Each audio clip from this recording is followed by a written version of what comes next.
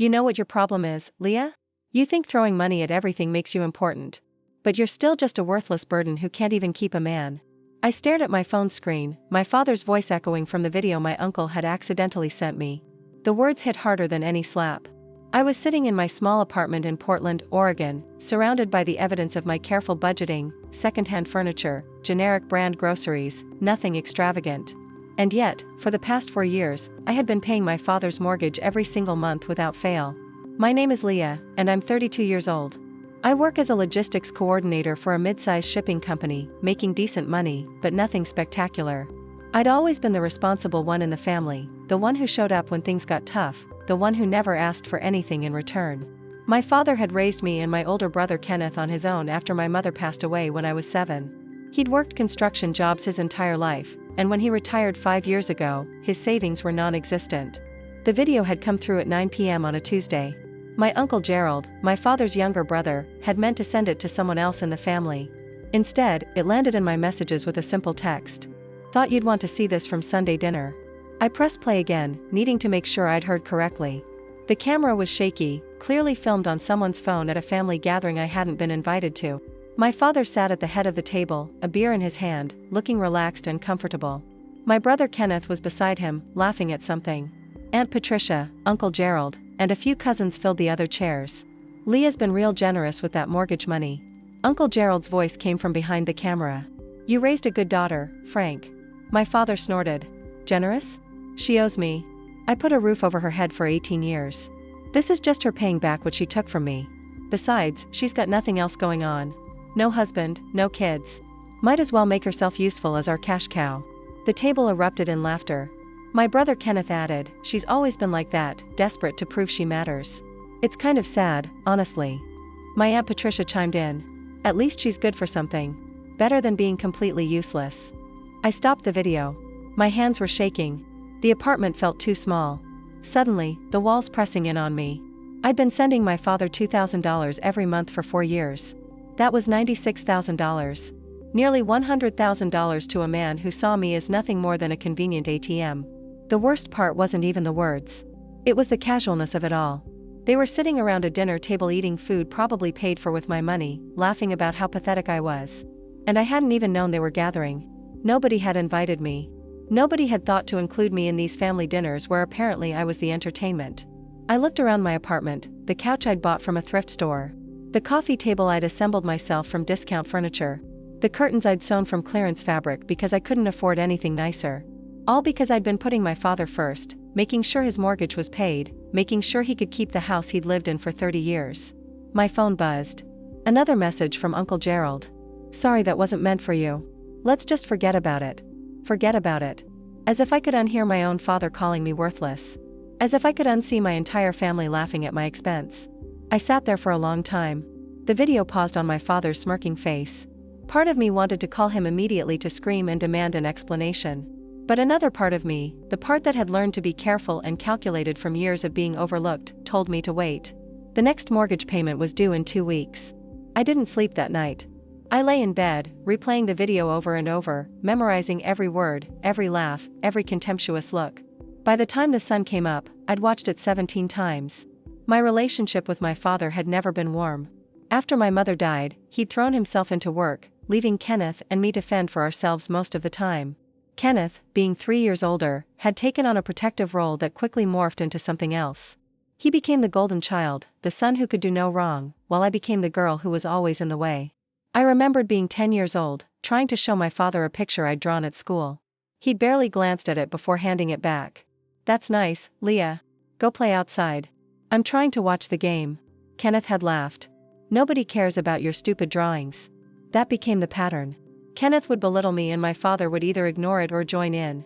When I made honor roll in high school, my father said, "Good. At least you're not completely useless." When Kenneth barely graduated, my father threw him a party and bought him a car. I'd left for college on a partial scholarship, working 2 jobs to cover the rest. My father never offered to help. You're smart, he'd said. Figure it out.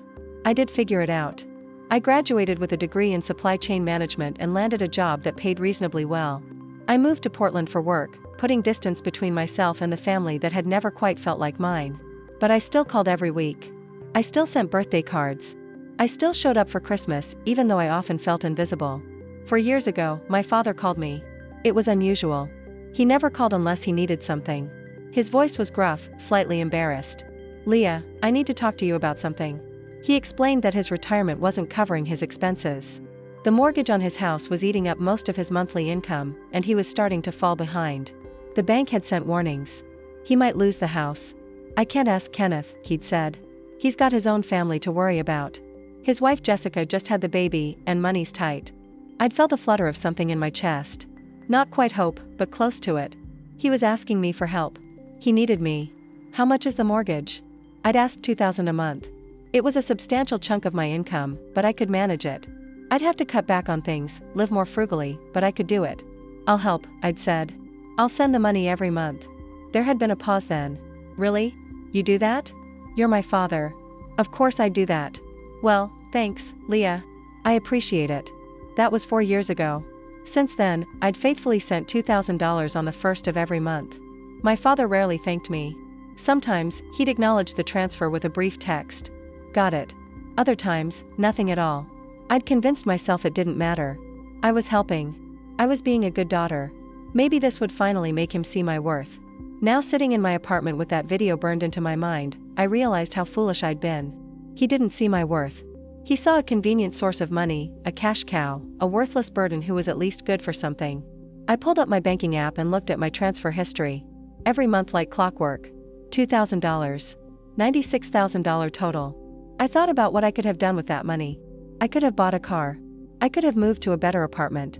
I could have traveled, saved for a house of my own, invested in my future. Instead, I'd poured it all into a house I'd never inherit for a man who mocked me behind my back. My phone rang. It was my father. I stared at the screen, watching his name flash. I didn't answer. He didn't leave a voicemail. 20 minutes later, Kenneth called. I didn't answer that either. Then a text from my father. "Gerald told me about the video. It was just family joking around. Don't be so sensitive. Don't be so sensitive." As if the problem was my reaction, not his words. I thought about responding. I thought about calling him and unleashing 4 years of hurt and anger. But something stopped me. A small voice in my head, cold and calculating, whispered, "Wait, think. Plan." I opened my laptop and started digging through my financial records. Every transfer, every confirmation email, every text exchange about the mortgage. I saved everything to a folder on my desktop. Then I did something I'd never done before. I called the mortgage company. "Hello, I'm calling about the account for Frank Henderson," I said using my father's name. I explained that I was his daughter and had been making payments on his behalf. I wanted to confirm the account status. The representative was helpful. The account was in good standing. All payments had been received. In fact, according to their records, the mortgage would be paid off completely in just 6 more months. 6 months. After 4 years of payments, my father was only 6 months away from owning his house outright. And then what? Would he even tell me? Would he just let me keep sending money, pocketing it for himself? I thanked the representative and hung up. My hands were steady now. The hurt was still there, buried deep. But on the surface, I felt something else, something sharper, something that tasted like determination. The next payment was due in 12 days. The following days passed in a strange fog. I went to work, coordinated shipments, responded to emails, attended meetings. On the surface, everything was normal. Inside, I was building a plan. My father called twice more. I didn't answer. Kenneth sent several texts, each one more annoyed than the last. "Dad says, you're ignoring him. What's your problem? And you're really going to throw a fit over a stupid joke. And finally, you're being childish." I didn't respond to those either. On Thursday, my best friend Fiona called. We'd met in college and stayed close despite living in different cities. She was one of the few people who knew the full story of my family dynamics. "You okay?" she asked. "You've been quiet." I told her about the video. I played it for her over the phone. There was a long silence after it ended. "Leah," she finally said, her voice tight with anger. "That's horrible. Those people are horrible." "I know. What are you going to do?" "I'm going to stop paying the mortgage." "Good. You should have stopped years ago. But I'm not just going to stop quietly. I'm going to make sure everyone knows exactly what's been happening." Fiona was quiet for a moment. "How?" I explained my plan.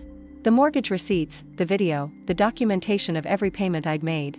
I was going to send it all to every member of my extended family. I wanted them to see the truth. Not the version my father told at Sunday dinners, but the actual facts. He's going to be furious, Fiona warned. Good. Leah, I'm serious. He might try to retaliate. Your whole family might turn on you. They already have, I said quietly. They've been turning on me my whole life. I just didn't realize it until now. She sighed. Okay, if you're sure about this, I'm behind you. What do you need from me? Just be there when the fallout happens. I'm going to need someone to talk to always. After we hung up, I spent the evening compiling everything. I pulled up every bank statement showing the transfers. I downloaded every confirmation email. I took screenshots of text conversations with my father about the payments. I organized it all chronologically, creating a clear timeline that showed exactly how much I'd given and how long I'd been doing it. Then I made copies of the video my uncle had sent, saving it to multiple drives to make sure I wouldn't lose it. I drafted an email. It took several attempts to get the tone right. I didn't want to sound hysterical or emotional. I wanted to sound calm, factual, and undeniable. The email read, I'm writing to share some information about the mortgage payments I've been making on my father's behalf for the past 4 years. I thought it was important for everyone to understand the full situation. Attached, you'll find documentation of every payment I've made, totaling $96,000. I've also included a video that I believe provides helpful context. I won't be making any future payments. Simple, direct, devastating. I made a list of recipients. Uncle Gerald, Aunt Patricia, my cousins, my father's friends from church, the neighbors he'd known for decades, anyone who might have heard his version of events, anyone who might have sat at those Sunday dinners and laughed along. But I didn't send it yet. The mortgage payment wasn't due until Monday. I wanted to wait until the last possible moment, until my father realized the money wasn't coming, until he started to panic. Then, when he called, demanding to know where his payment was, I'd hit send. The weekend was torture. I kept checking my phone, half expecting my father to somehow sense what I was planning, but there was nothing. Radio silence from the entire family. On Sunday evening, I went for a long walk through my neighborhood. Portland was beautiful in early autumn, the leaves just starting to turn, the air crisp and cool. I thought about my mother, the one person who'd made me feel loved and wanted. She'd been kind, patient, always ready with a hug or a word of encouragement. I wondered what she would think of what I was about to do. I decided she'd understand. She'd spent her life trying to make my father happy, trying to smooth over his rough edges, trying to make him into someone capable of showing affection. It had exhausted her. Maybe in some way she'd want me to stop making the same mistake. When I got home, I sat at my kitchen table and opened my laptop. The email was still there, waiting in my drafts folder. All those attachments, all that documentation, ready to go. My phone rang. My father. I answered this time. About time, he said, his voice gruff. You've been avoiding my calls all week. I've been busy. Too busy for your own father? I almost laughed at the irony. What do you need? Just checking in, making sure the payment's going through tomorrow. The mortgage is due. There it was. Not how are you or I'm sorry about the video. Just a confirmation that his cash cow was still functioning properly. Actually, I said slowly. I wanted to talk to you about that. What about it? I'm not sending the payment this month. Silence. Then what? I'm not sending the payment. I'm done. Done. What the hell does that mean? It means exactly what it sounds like. I've been paying your mortgage for 4 years, $96,000, and I'm not doing it anymore. His voice turned sharp. Leah, this isn't funny. That payment needs to go through tomorrow. Then you'll have to make it yourself. You can't just stop. We had an agreement. We had an agreement where I sent you money and you called me a worthless burden behind my back. That agreement. Another silence, longer this time. When he spoke again, his voice was different. Defensive. Gerald shouldn't have sent you that video. But he did. And now I know exactly what you think of me. It was just talk. Family stuff. You're overreacting. Family stuff. You called me your cash cow. You said I was worthless. You let everyone laugh about it. Look, I didn't mean it like that. You're twisting things. I felt something cold settle in my chest. I'm not twisting anything. I heard what you said. I saw how you said it. And now I'm making a choice. I'm done being your cash cow. Leah, be reasonable. Where am I supposed to get $2,000 by tomorrow? I don't know and I don't care. That's your problem now. You're being selfish. And there it was. The accusation I'd been waiting for. Selfish because wanting basic respect from my own father was selfish because stopping myself from being used was selfish.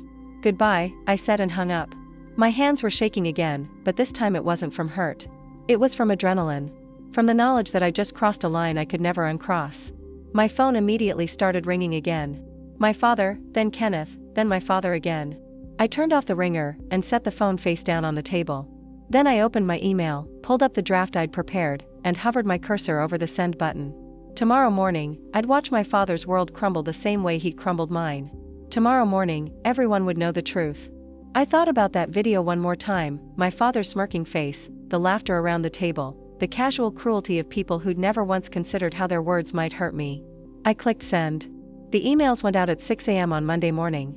I'd set them to send automatically, timed perfectly for when people would be checking their phones over coffee, when they'd have time to read through everything, when the information would have maximum impact. I didn't sleep Sunday night. I lay in bed staring at the ceiling, imagining the reactions. Uncle Gerald opening his email and seeing the video he'd accidentally sent me now broadcast to the entire family. Aunt Patricia reading through the mortgage receipts, adding up the numbers, my father's church friends watching him call me worthless, hearing him laugh about using me. At 6:15 a.m., my phone started buzzing. I'd turned the ringer back on, and now I watched as notification after notification rolled in. Missed calls, text messages, voicemails, the digital equivalent of a bomb going off. I made myself breakfast, scrambled eggs and toast, and ate slowly while my phone continued its frantic dance across the counter. I wasn't ready to engage yet. I wanted them to sit with it to really absorb what they'd seen and read. At 7 a.m., I finally picked up my phone. 43 missed calls, 67 text messages, 21 voicemails. I started with the texts. Uncle Gerald. Leah, I'm so sorry. I had no idea Frank felt that way. Please call me. Aunt Patricia, this is humiliating for everyone. Why would you air private family business like this? Kenneth, what the hell is wrong with you? You're destroying this family over a stupid joke. My father, multiple messages, each one angrier than the last. How dare you? You vindictive little after everything I did for you, you're dead to me. But then there were other messages, ones I hadn't expected. My cousin Julia, I had no idea you were paying his mortgage. I'm so sorry, Leah. What he said about you was disgusting. My father's neighbor, Mrs. Henderson. I always thought you were such a sweet girl. Your father never mentioned any of this. I'm appalled by what I saw in that video. Someone from my father's church. Frank has been accepting donations from the congregation for years, claiming he was struggling financially. Were you paying his bills this whole time? That last message made me pause. Donations from the church while I was sending him $2,000 a month. I opened the voicemails. My father's voice filled my apartment raw with rage. You think you can humiliate me like this? You think you can turn everyone against me? You're nothing, Leah. You've always been nothing. Your mother would be ashamed of you. I deleted it and moved to the next one. Kenneth equally furious. You've always been jealous of what Dad and I have. This is just you trying to ruin everything because you can't stand that you're alone and miserable. Grow up. But then Uncle Gerald's voice, quieter, almost broken. Leah, I owe you an apology. I should have said something that night. I should have stood up for you. What Frank said was wrong, and I was wrong to laugh. I'm sorry. I sat with that for a moment. An actual apology. It didn't fix anything, but it was something. I decided to check social media. That was a mistake. My father had posted on Facebook, when your own child betrays you and spreads lies to destroy your reputation, you realize you raised a monster. I gave Leah everything, and this is how she repays me. Praying for guidance. The comments were split. Half were supportive of him. People who didn't know the full story, saying things like, families should stick together and kids these days have no respect. But the other half had clearly received my email. Frank, I saw the video. Those weren't lies. You called your daughter a cash cow while she was paying your bills. How is that her being the monster? I can't believe you accepted money from the church while your daughter was supporting you. Kenneth had posted too. Some people will do anything for attention. Sad to see my sister destroy our family because she can't take a joke. I closed the app. My hands were steady, but my heart was racing. This was bigger than I'd anticipated. The ripple effect was spreading faster and wider than I'd imagined. My work phone rang. My boss, Patricia. I'd completely forgotten about work in the chaos of the morning. Leah, are you okay? You're usually here by now. I looked at the clock. 8:30 a.m. I was supposed to have been at the office an hour ago. I'm so sorry. I had a family emergency. Can I work from home today? Of course. Is everything all right? It will be. Thank you for understanding. I spent the rest of the morning fielding messages and watching the fallout unfold online. More relatives weighed in. My father's reputation in the community was crumbling in real time. People who'd known him for decades were questioning everything they thought they knew about him. Around noon, my phone rang with an unknown number. I almost didn't answer, but something made me pick up. Is this Leah? A woman's voice, professional and crisp. Yes. Who's this? My name is Catherine. I'm the treasurer at St. Michael's Church, where your father is a member. I'm calling about some financial discrepancies we've discovered. My stomach dropped. What kind of discrepancies? For the past 3 years, your father has been receiving monthly assistance from our church hardship fund. He claimed he was struggling to keep his house, that he had no family support, that he was at risk of becoming homeless. Based on the documentation you sent this morning, it appears those claims were false. 3 yearsly assistance. While I was sending him $2,000 every month. How much?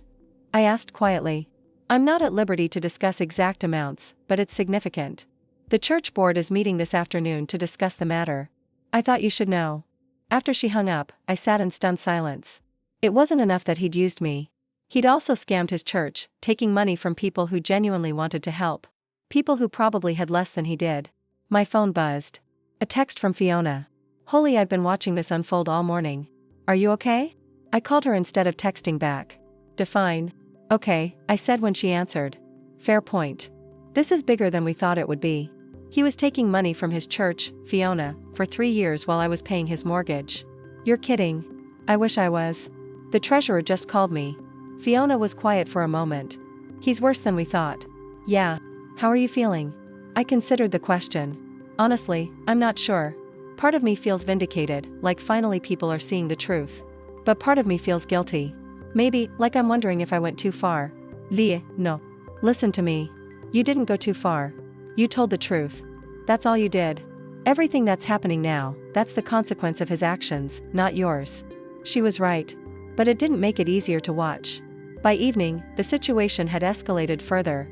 My father's Facebook post had been shared dozens of times, but so had screenshots of the receipts I'd sent. People were arguing in the comments, some defending him, others calling him out. The church had apparently made an announcement during their evening service about the misappropriation of funds, though they hadn't named my father directly, but everyone knew. Kenneth called me 17 times. I didn't answer any of them. At 9 p.m., there was a knock on my door. I looked through the peephole and saw Kenneth standing there, his face red with anger. I didn't open the door. Leah, I know you're in there, he shouted. Open the door. We need to talk. Go away, Kenneth. You can't hide forever. You've ruined everything. Dad might lose the house because of you. He might lose the house because he can't pay his own mortgage. I called back. That's not my problem. You selfish after everything Dad did for us. What did he do, Kenneth? Tell me. What exactly did he do besides provide the bare minimum while making me feel worthless? There was silence. Then you don't understand. You never understood. Dad was doing his best after Mom died. His best included calling me a burden. His best included using me for money while laughing about it with the family. It was just talk. Then why are you so upset that everyone heard it? More silence. Then the sound of him kicking my door. This isn't over, Leah. I waited until I heard his footsteps retreat down the hallway before I let myself breathe. My hands were shaking again. I'd never heard Kenneth so angry, never heard him so unhinged. I called building security and reported the incident. They assured me they'd keep an eye out, that Kenneth would be asked to leave if he returned. That night, I couldn't sleep again. I kept replaying the day, the messages, the voicemails, Kenneth at my door. I'd wanted to expose the truth, and I had, but the truth had teeth, and now everyone was bleeding. The next morning brought a new development I hadn't anticipated. My phone rang at 7 a.m. with another unknown number. This time, it was a lawyer. Miss Henderson, my name is Robert Barnes. I represent your father, Frank Henderson. He's asked me to contact you regarding the defamatory materials you distributed yesterday. I sat up in bed, suddenly wide awake. Defamatory materials, the video and financial documents you sent to numerous individuals. Your father believes this constitutes harassment and defamation of character. He's prepared to pursue legal action unless you issue a public retraction and apology. I almost laughed. Everything I sent was true. I have documentation for every payment. The video came from my uncle. My father's own words. Regardless of the source, you had no right to distribute private family matters to such a wide audience. You've caused significant damage to your father's reputation and emotional well-being. His reputation? My voice rose despite my efforts to stay calm. What about my emotional well-being? What about the damage he caused by using me for years while mocking me behind my back? The lawyer's tone remained professional, detached. I understand you're upset, but that doesn't give you the right to engage in what amounts to a harassment campaign. Your father is willing to be reasonable. Issue an apology and we can all move forward. Tell my father that if he wants to sue me, he should go ahead. Every word I sent was true, and I have evidence to prove it. I'm not apologizing for telling the truth. Miss Henderson, we're done here. I hung up. My heart was pounding. A lawsuit. He was actually threatening to sue me because I'd exposed his behavior. The audacity of it was almost impressive. I immediately called Fiona. He got a lawyer. I said as soon as she answered, "What? Already?" I explained the conversation. Fiona was quiet for a moment, then said, "Okay, don't panic. He's bluffing. He has to be. If this goes to court, everything becomes public record. The church fraud, the mortgage payments, all of it. He's trying to scare you into backing down. It's working. Leah, listen to me. You need your own lawyer just to be safe.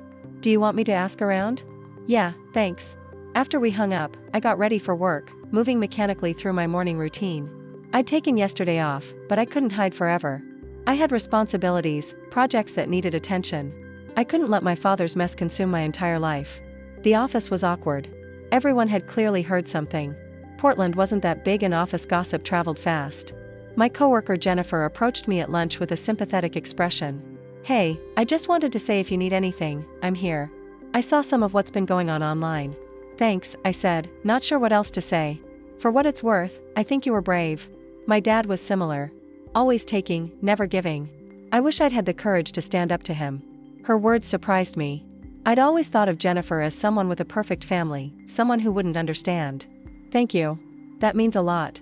The rest of the day passed in a blur of work and anxious checking of my phone. More messages had come in, some supportive, some angry.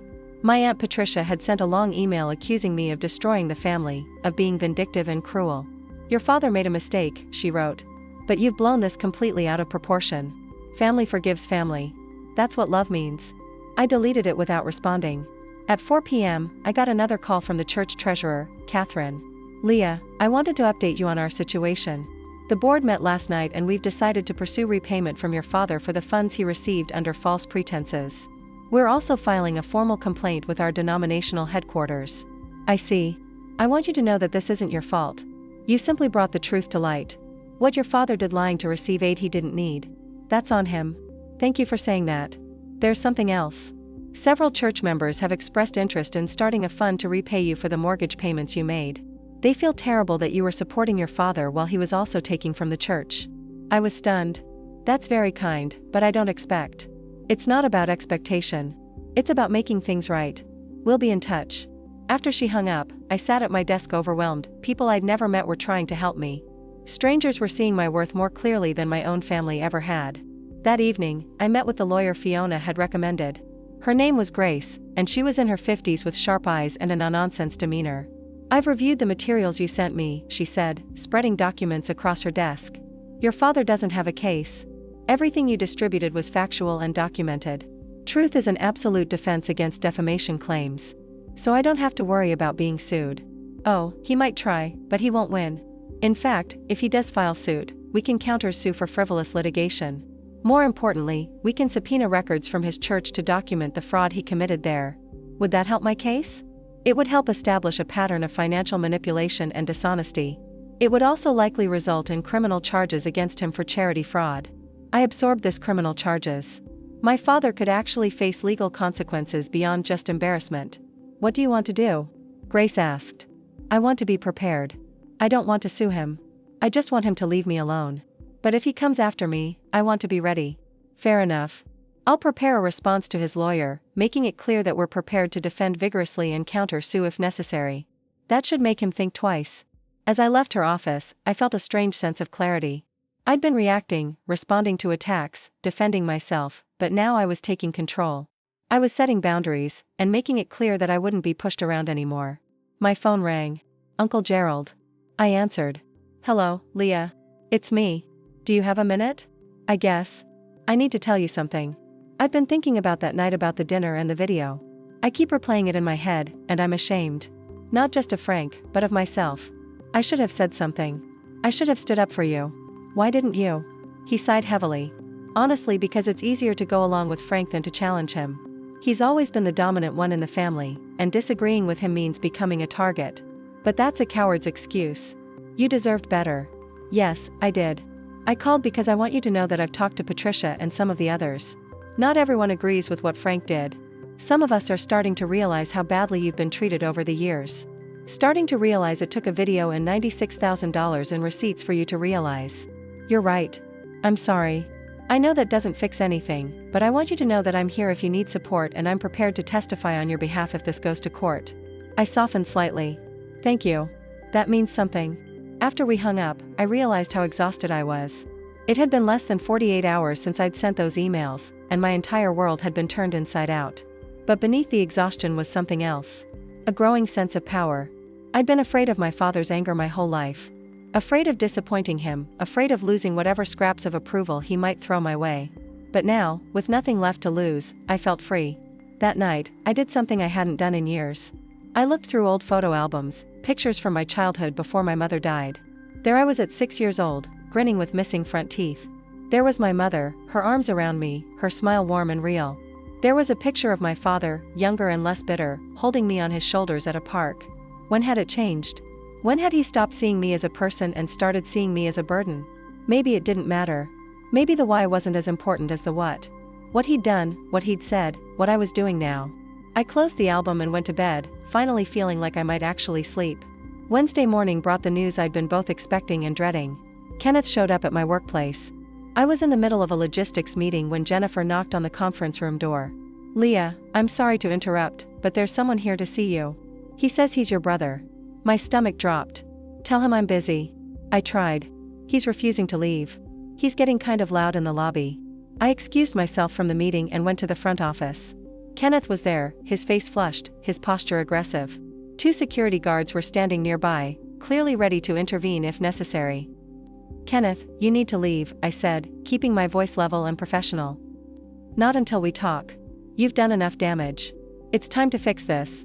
There's nothing to fix. I told the truth, that's all. The truth? His voice rose.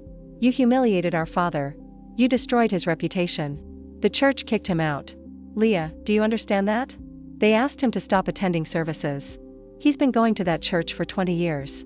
That's a consequence of his actions, not mine. He's talking about suicide. Are you happy now? Is this what you wanted? The words hit me like a physical blow. Suicide. I felt the color drain from my face. One of the security guards stepped forward. Sir, I'm going to have to ask you to lower your voice or leave the premises. Kenneth ignored him, focused entirely on me.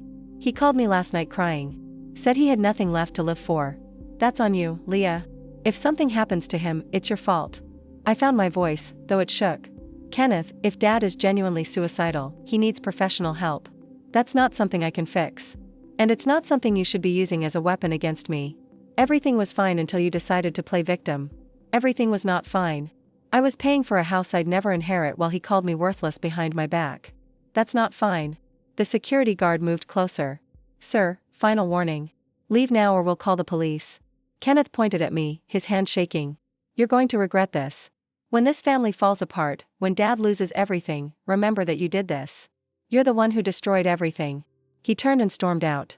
I stood there trembling, trying to process what had just happened. My coworkers had witnessed the entire scene. My boss appeared from her office, concern written across her face. Leah, are you alright? Do you want to go home for the day? No, I said, surprised by the firmness in my own voice. No, I'm fine. I'd like to get back to work. But I wasn't fine. Kenneth's words about suicide echoed in my head for the rest of the day. Was my father really at risk of hurting himself? Or was this another manipulation? Another attempt to make me feel guilty and back down? I called Grace, my lawyer, during lunch. He's escalating, I told her after explaining what had happened. My brother showed up at my work, made a scene, told me my father is suicidal.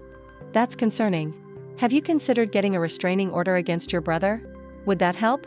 It would establish a legal boundary. If he violates it, there are consequences. It might also demonstrate to your father and his lawyer that you're serious about protecting yourself. Okay, let's do it. I'll start the paperwork. In the meantime, document everything. Keep records of every contact, every threat, every attempt at manipulation. After work, I drove home feeling drained. My apartment had always been my sanctuary, but now it felt vulnerable. Kenneth knew where I lived. My father knew where I lived. Anyone in my family could show up at any time. I was considering looking for a new place when my phone rang. It was a number I didn't recognize, but something made me answer. Leah? A woman's voice, older, vaguely familiar. Yes, this is Margaret. Margaret Simmons. I was your mother's best friend. I remembered her vaguely. She'd been around when I was very young. Had visited often before my mother died. Hi, Margaret. I hope you don't mind me calling. I got your number from your Uncle Gerald. I've been following what's been happening and I needed to reach out to you. Oh, your mother would be so proud of you. The words surprised me. What? She'd be proud that you stood up for yourself, that you refused to be treated the way Frank treated her. I sat down heavily on my couch. What do you mean? Margaret sighed. Your mother was a wonderful woman, but Frank made her life difficult. He was controlling, dismissive, always making her feel small. She stayed because of you kids, because she believed families should stick together no matter what. But it broke her. The stress of living with someone who constantly belittled her. It wore her down. I didn't know. You were young. She tried to protect you from it. But Leah, I want you to know something. A few weeks before she died, she told me that if anything ever happened to her, I should watch out for you. She was worried Frank would treat you the way he treated her. She said you were so much like her. Kind, giving, always trying to please people who'd never be pleased. Tears were streaming down my face. Now she said that. She did. And she made me promise that if you ever needed help, I'd be there. I'm sorry I haven't been. I should have stayed in touch. Should have checked on you. But I'm here now. And I want you to know that what you did exposing the truth that took courage. Your mother never had that courage and it cost her. But you do. We talked for another hour.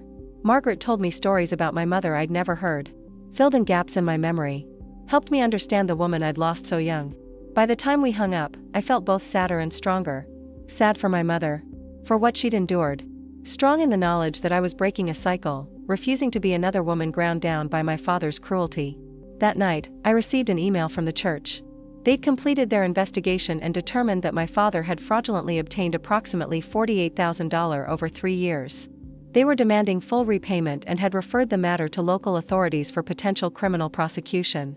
$48,000. Added to the $96,000 I'd paid, that meant my father had received almost $150,000 while claiming to be destitute. I forwarded the email to Grace, to Uncle Gerald, to everyone who'd received my original message. If Kenneth wanted to accuse me of destroying the family, fine. But everyone should know exactly what they were defending. The responses came quickly. More support from relatives I barely knew. More condemnation from those loyal to my father. The family was fracturing along fault lines I hadn't known existed. But one message stood out. It was from my cousin Julia, Patricia's daughter. Leah, can we meet? There's something I need to tell you about your dad. Something that happened years ago that you should know. I stared at the message. Something that happened years ago. What could possibly be left to uncover? I typed back, when and where. Her response was immediate. Tomorrow, coffee shop on 3rd Street, 10 a.m. I agreed, then sat back and wondered what fresh hell I was about to discover. My father's behavior had been bad enough. What else could there be? As I got ready for bed, my phone buzzed one more time. A text from an unknown number. You've made a big mistake. This isn't over. I stared at the message, feeling a chill run down my spine.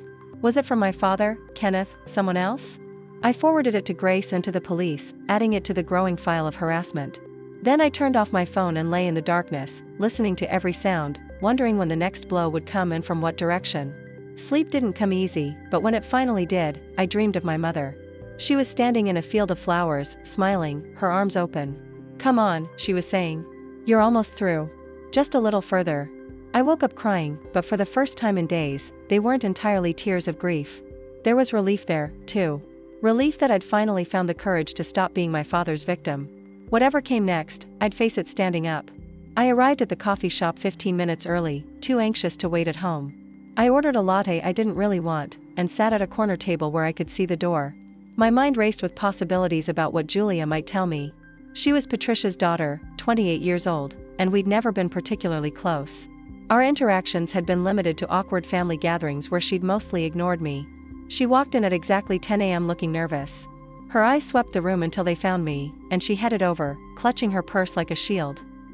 Thanks for meeting me, she said, sitting down across from me. What's this about, Julia? She took a deep breath. I need to tell you something that happened when I was 16. Something involving your dad. My chest tightened. Okay. That summer, I stayed with your family for 2 weeks while my parents went on a cruise. You were away at some summer program, so it was just me, your dad, and Kenneth. She paused, her hands twisting together. Your dad? He made me uncomfortable. He'd make comments about how I was developing, how I looked in my swimsuit. One night, he came into the guest room while I was sleeping and sat on the edge of the bed. He put his hand on my leg and started moving it up. I felt sick. Julia, I screamed. Kenneth heard and came running and your dad left. The next morning, he acted like nothing had happened. When I told my mom, she talked to your dad and he denied everything. Said I'd had a nightmare, that I was confused. My mom believed him, or she pretended to. Either way, she told me never to mention it again, that it would tear the family apart. I'm so sorry. I had no idea. How could you? You weren't there. But Leah, when I saw that video, when I saw him calling you worthless, treating you like garbage, I realized I'd been protecting him by staying quiet, and I can't do it anymore. If this goes to court, if his lawyer tries to paint him as some victim, I'm prepared to testify about what he did to me. I reached across the table and took her hand. Thank you for telling me. That took courage. My mom's furious. She says, I'm betraying the family, making up stories to hurt your dad, but I'm not making anything up. And I'm tired of pretending. After Julia left, I sat in the coffee shop for another hour, processing what she told me. My father wasn't just financially manipulative and emotionally abusive. He was predatory. The man who'd raised me, who I'd spent years trying to please, had done that to a 16-year-old girl. I called Grace immediately. We need to meet. There's been a development. That afternoon, I sat in Grace's office and told her everything Julia had shared. Grace's expression grew darker as I spoke. This changes things, she said when I finished. If your father pursues legal action against you, and Julia testifies about his behavior, it completely destroys his credibility. More than that, depending on the statute of limitations, he could face criminal charges for what he did to her. Julia's willing to testify, she told me. Good. I'll reach out to her and get a formal statement. In the meantime, I'm going to send a letter to your father's attorney outlining what we know. Sometimes the threat of exposure is enough to make people back down. I left Grace's office feeling both vindicated and deeply disturbed. Every layer I peeled back revealed something worse underneath. My father wasn't just a bad parent. He was dangerous. That evening, I got a call from Uncle Gerald. Leah, we need to talk about Frank. What about him? He's in bad shape. He's been drinking heavily, not leaving the house. I went to check on him today and the place is a disaster. He's talking about the house being foreclosed, about having nothing left. He's the one who chose not to pay his mortgage, Gerald. That's not my responsibility. I know I'm not asking you to help him financially, but Leah, he's my brother. Despite everything, I'm worried about him. So, what do you want from me? I want you to know that some of us understand why you did what you did. Patricia doesn't. Kenneth doesn't, but I do. And I want you to know that whatever happens next, you have support in this family. His words meant more than I expected. Thank you. There's something else. I talked to the mortgage company. Frank's got about 3 weeks before they start foreclosure proceedings. The church is demanding their money back. His lawyer dropped him after finding out about the church fraud. Apparently, representing someone in a criminal case isn't what he signed up for. Frank's basically alone, and it's his own doing. 3 weeks, I repeated. Yeah, I don't know what he's going to do. I offered to help him figure something out, but he just yelled at me and kicked me out. After we hung up, I sat with that information. 3 weeks until my father lost the house he'd lived in for 30 years. The house my mother had loved, where she'd planted flowers in the garden and hung pictures on the walls, the house I'd been paying for while my father mocked me. Part of me felt guilty, but a larger part felt nothing at all. He'd made his choices. Now he'd live with them. The next morning, I received a certified letter. It was from my father, handwritten, the penmanship shaky. Leah, I'm writing to ask for your forgiveness. I know I've hurt you. I know what I said was wrong. I'm begging you to show mercy. Help me save the house. And I promise things will be different. I'll make it up to you. Please, I'm your father. I read it twice, looking for genuine remorse, for any acknowledgement of the years of pain he'd caused. But all I saw was desperation and manipulation. He wasn't sorry for what he'd done. He was sorry he'd gotten caught. I wrote back, keeping it simple. I forgive you for my own peace of mind. Not because you deserve it. But forgiveness doesn't mean reconciliation, and it doesn't mean I'll rescue you from the consequences of your actions. You called me worthless. You used me. You committed fraud. Those are your choices and these are your consequences. Goodbye. I mailed it that afternoon and felt a weight lift from my shoulders. I'd spent so long seeking his approval, his love, his respect. Now I was done seeking anything from him. The weekend came and I finally had time to breathe. Fiona drove up from Eugene to spend Saturday with me. We went hiking in Forest Park. The trail's still damp from recent rain. The air crisp and clean. How are you really doing? She asked as we walked. Honestly, I feel free. Exhausted, but free. No regrets about exposing him? No. About all the years I wasted trying to earn his love? Maybe. You can't regret being a good person, Leah. That's who you are. It's not your fault your dad couldn't appreciate it. We hiked in comfortable silence for a while and I realized she was right. I'd done nothing wrong by being kind by trying to help. The fault lay entirely with the people who'd taken advantage of that kindness. Monday morning brought the confrontation I'd been anticipating. I was at work when Grace called. Your father's attorney contacted me. Well, his new attorney. Apparently, he found someone willing to take his case. What do they want? They're threatening to file suit for intentional infliction of emotional distress and defamation. They're also claiming you orchestrated a campaign to destroy his reputation and livelihood. When's the court date? There isn't one yet. This is all posturing. They want you to settle, to retract everything, and pay damages. How much? They're asking for $50,000 and a public apology. I almost laughed. $50,000 after he took $96,000 from me and $48,000 from the church. I know it's absurd. I've prepared our response.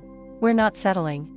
If they want to take this to court, we'll countersue for the mortgage payments you made, plus interest and emotional damages. We'll also subpoena Julia and anyone else who's willing to testify about his behavior. By the time we're done, he'll wish he'd never filed. Do it. You're sure? This could get messy. I'm sure. I'm done being afraid of him. Grace sent the response that afternoon. The next day, I got a voicemail from my father. His voice was slurred, clearly drunk. You think you're so smart, don't you? You think you've won? You haven't. You're going to regret this, Leah. You're going to see what happens when you turn your back on family. Everything you've done, it's going to come back on you. You hear me? Everything. I saved the voicemail and forwarded it to Grace and to the police. It went into the file with everything else.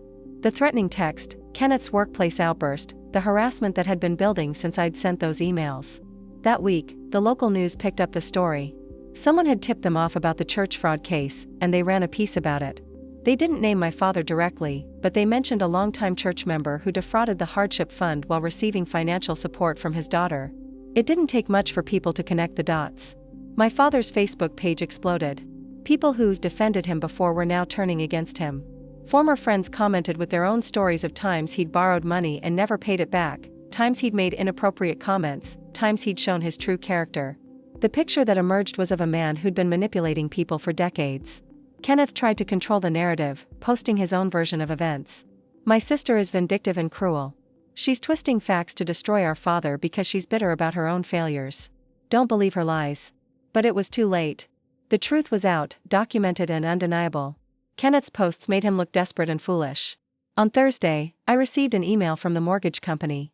They'd started foreclosure proceedings on my father's house. The first auction date was set for 6 weeks out. If he couldn't come up with the full amount owed, plus fees, the house would be sold. I felt a pang of something. Not quite regret, but a kind of sadness for what could have been. That house had been my mother's. She'd loved it, and now it would be gone. Another casualty of my father's choices. That evening, Aunt Patricia called. I almost didn't answer, but curiosity got the better of me. Leah. Her voice was cold. I need to talk to you about what you've done to this family. What I've done? I told the truth. You've destroyed your father's life. He's losing his house because of you. He's losing his house because he can't pay his mortgage. I'm not responsible for that. You were paying it and you stopped. Yes. After I found out he was calling me worthless while using my money. After I found out he was also stealing from his church. After I learned what he did to Julia. Patricia was quiet for a moment. Julia is lying about that. Is she? Or are you just refusing to believe your brother could do something so horrible? Frank would never. He did, Patricia. And you knew. You knew back then. And you chose to protect him instead of your own daughter. How do you live with that? You have no right to judge me. I'm not judging you. I'm just stating facts. You chose your brother over your daughter. That's on you. She hung up without another word. I sat there, phone in hand, and realized I felt nothing. No anger, no satisfaction, just emptiness where my family used to be. The next day, Julia called me. Did my mom contact you? She did. She's still defending him. I know. She told me that if I testify against him, I'm not welcome in her home anymore. My own mother is choosing him over me. I'm sorry, Julia. Don't be. It's clarifying. Actually, I know where I stand now. And Leah, I'm going to testify. Even if it means losing my mom. This ends now. Her courage gave me strength. We weren't just fighting for ourselves anymore. We were fighting for everyone my father had hurt, everyone he'd manipulated, everyone he'd convinced was worthless while he took everything they had to give. Saturday afternoon, I was grocery shopping when I literally ran into my father. He was in the liquor aisle, a shopping cart full of beer and cheap whiskey. He looked terrible, unshaven, hollow-eyed, his clothes wrinkled and stained. Leah, his voice was rough. I nodded acknowledgement but kept walking. He followed me. We need to talk. No, we don't. Please, just 5 minutes. Against my better judgment, I stopped. What? I need your help. I know I messed up. I know I said things I shouldn't have, but I'm your father. You can't just let me lose everything. You did this to yourself. The church is demanding money I don't have. The bank is foreclosing. Kenneth won't help me. He says I embarrassed him. I've got nobody else. You had me for 4 years. You had me and you threw it away. I made a mistake. No, Dad. A mistake is accidentally hurting someone. What you did was deliberate. You used me. You mocked me. You stole from people who trusted you. Those aren't mistakes. Those are choices. His face reamed with anger. After everything I did for you, what did you do? You provided food and shelter, the bare minimum required by law. You never loved me. You never respected me. You made me feel worthless my entire life. And then you had the audacity to profit from my kindness. You're just like your mother, weak, always playing the victim. The words should have hurt, but they didn't. No, I'm not like Mom. She stayed and let you break her. I'm leaving. I walked away. He called after me, his voice rising, causing other shoppers to stare. This is your fault. Everything that happens is on you. You hear me, Leah? This is all your fault. I kept walking out of the store, into the parking lot, into my car. My hands shook as I started the engine, but not from fear, from relief. I'd stood up to him. I'd said what I needed to say, and I'd walked away. That night, I received a Facebook message from someone I didn't know. I went to school with your dad. He was a bully then, too. I'm glad someone finally stood up to him. You're brave. More messages came. People sharing their own stories of my father's cruelty, his manipulation, his entitled behavior. A picture emerged of a man who'd been this way his entire life, who'd hurt person after person and never faced consequences. Until now, the court date was set for 3 weeks out. In the meantime, my father's situation continued to deteriorate. The foreclosure moved forward. The church filed a formal complaint with local authorities and a detective contacted me to ask about the mortgage payments I'd made. We're building a case for charity fraud, he explained. Your father knowingly misrepresented his financial situation to receive funds he wasn't entitled to. That's a felony. What happens if he's convicted? Depending on the amount and his criminal history, he could face jail time. More likely he'll get probation and be required to pay restitution. Jail time. My father could actually go to jail. Part of me thought he deserved it. Another part felt uncomfortable with the idea even after everything he'd done. Fiona asked me the same question Grace had. Any regrets? No, I said, and I meant it. He made his choices. I just made sure everyone knew about them. The week before the court date, I received a letter from Kenneth. It was long, rambling, full of accusations and pleas. He claimed I destroyed the family, that I was vindictive and cruel, that I should be ashamed. But at the end, there was a line that caught my attention. Dad's not going to make it through this. I hope you can live with that.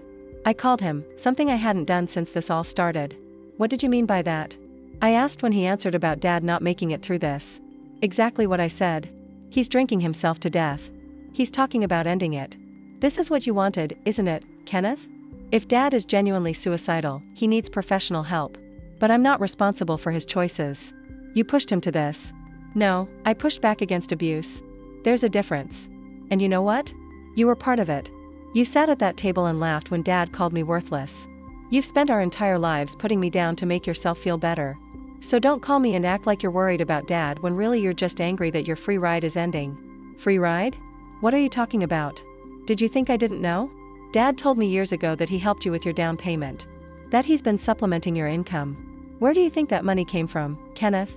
While I was paying his mortgage, he was giving you my money. Silence. You didn't know? I said, understanding. He never told you. That's not I didn't ask him to. It doesn't matter. The point is, you benefited from my generosity while mocking me for it. You're just as guilty as he is. I hung up before he could respond. The court date arrived. I dressed carefully, professionally.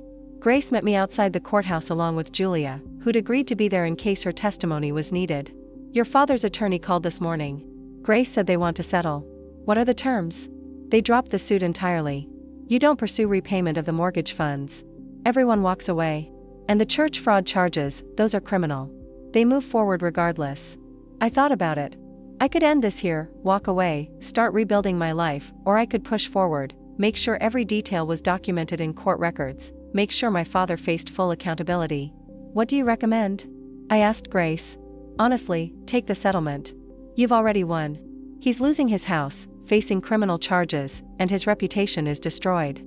Pursuing this further just costs you time and money. I looked at Julia. What do you think? I think you should do what's right for you, she said. But Leah, you've already exposed him. You've already made sure people know the truth. Maybe it's time to let the legal system handle the rest. I nodded slowly. Okay, tell them we accept. The hearing was brief. Both sides acknowledged the settlement. The judge dismissed the case. My father sat at the defense table, looking smaller than I'd ever seen him. He didn't look at me once. Outside the courthouse, reporters were waiting. The story had gotten enough local attention that they wanted comments. Grace had prepared me for this. Miss Henderson, how do you feel about the outcome today? A reporter asked, shoving a microphone in my face. I'm relieved it's over. I never wanted to sue my father or drag this through court. I just wanted to tell the truth about what happened. That's all I've ever wanted. Your father is facing criminal charges for charity fraud. Do you think the church's case is justified? I think the church has every right to pursue repayment for funds obtained fraudulently. I also think anyone who claims to need help should actually need help. What message do you have for others in similar situations? I paused thinking. I'd say that family isn't just about blood. It's about respect, love, and support. And if you're not receiving those things, it's okay to walk away. You don't owe people your loyalty just because you're related. You deserve better than being used. The interview was over in 5 minutes, but the clip aired that evening on local news. My phone exploded with messages. Some supportive, some angry, but I'd stopped caring about the angry ones. I'd told my truth. People could accept it or not. 2 weeks later, the house sold at auction. Uncle Gerald called to tell me. It went for more than the mortgage balance. Frank will get about $30,000 after fees and payoffs. That's something. He's moving to a trailer park on the outskirts of town. 1 bedroom, pretty run down. It's all he can afford. I felt that pang of sadness again, but I pushed it aside. How's he doing? Still drinking, still angry, still blaming you for everything. I don't think that's going to change. Probably not. The church case moved forward. My father eventually pleaded guilty to a reduced charge and was sentenced to 2 years probation and full restitution of the $48,000. He'd be paying that back for years. Probably the rest of his life. Kenneth stopped contacting me entirely. Patricia sent one final email. I hope you're happy. You've destroyed this family. I deleted it without responding, but other relationships strengthened. Julia and I became close, bonding over our shared experiences. Uncle Gerald checked in regularly, clearly trying to make up for years of silence. Even some of my father's former friends reached out to apologize for believing his version of events. 3 months after everything exploded, I was offered a promotion at work. Better pay, more responsibilities, a corner office with a view. I accepted immediately. Fiona drove up to celebrate with me. We went to a nice restaurant, ordered wine, allowed ourselves to enjoy the moment. To new beginnings, she toasted. To new beginnings. As we ate, I reflected on everything that had happened. The pain, the betrayal, the exposure, the fallout. It had been brutal. But I'd survived. More than survived. I'd emerged stronger, clearer about who I was and what I deserved. 6 months later, I ran into my father one last time. I was at the grocery store again, and there he was, looking older and more worn. He saw me, but didn't approach. Instead, he turned and walked away quickly, his shoulders hunched, his gaze down. I watched him go and felt nothing. No anger, no satisfaction, no sadness, just nothing. He'd become a stranger to me, someone I used to know. That evening, I pulled out the box of photos I'd looked through months before. The pictures of my mother, of the family we used to be. I spent a long time looking at them, saying goodbye to the past I'd carried for so long. Then I put the box away and pulled out my laptop. I'd been thinking about starting a blog, sharing my story, maybe helping others who were dealing with toxic family dynamics. I opened a blank document and started typing, "My name is Leah, and I'm here to tell you that it's okay to walk away from people who hurt you, even if they're family." My father never recovered from the scandal. His reputation in the community was permanently destroyed. The people he'd once called friends stopped speaking to him. His church, where he'd attended for 20 years, banned him from services. He spent his probation working minimum wage jobs to pay back the restitution, living in a deteriorating trailer, drinking away what little money he had left. Kenneth, furious about losing his financial support from our father, eventually cut contact with him, too. The Golden Son had finally seen the truth about the man he'd defended. My father died alone 3 years later.